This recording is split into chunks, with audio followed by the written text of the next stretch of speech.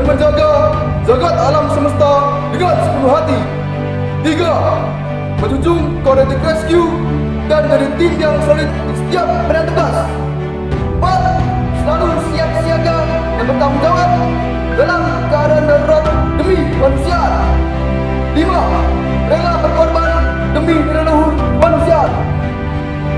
Saya Sultan Iskandar Mahmud Darudin, Sultan Parangman Darussalam, dengan ini berjanji akan selalu mendukung program Basarnas, Abidang Jagat Samagera.